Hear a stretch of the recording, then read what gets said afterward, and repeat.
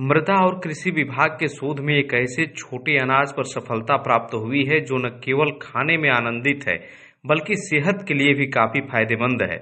सबसे खास बात तो यह है कि इसकी खेती अनुपयोगी जमीन पर भी की जा सकती है। बिना लागत की होने वाली ये फसल छोटा अनाज रागी के नाम से जाना जाता है, जिसे श्रेयन्न में शामिल किया गया है। यह छोटा अनाज गरीब किसानों के लिए काफी लाभप्रद खेती है। इस फसल को संपन्न करने के लिए न ही सिंचाई और न ही कोई खाद उर्वरक की आवश्यकता होती है। यह कम वर्षा वाले माहौल में भी संपन्न हो जाता है।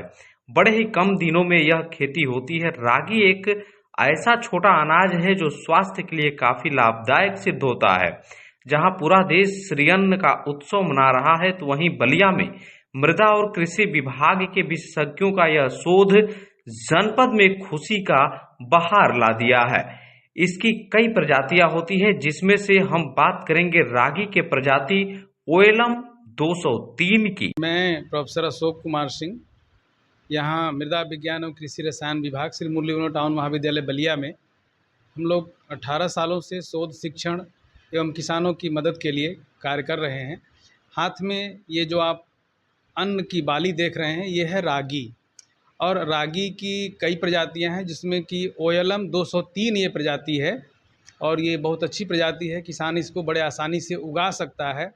और इस फसल की खासियत ये है कि जब वार्षिक वर्षा बहुत कम हो, जैसा कि इस साल हुआ है, धान की फसल और गेहूं की फसल बोना मुश्किल हो गया है, ऐसे स्थिति में रागी की खेती कर सकते हैं।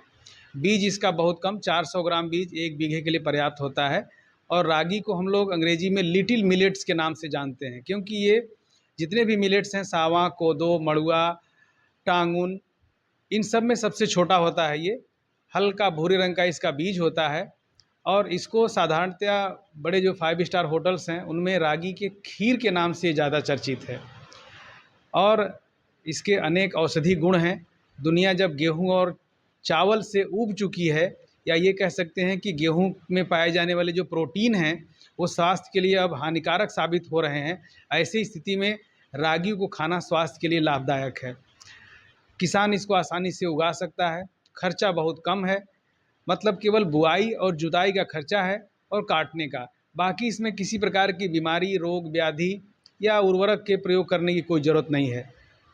सिंचाई की भी कोई ज़रूरत नहीं पड़ती है। हल्की फुल्की अगर बरसात हो रही है तो इसको खेती किया जा सकता है।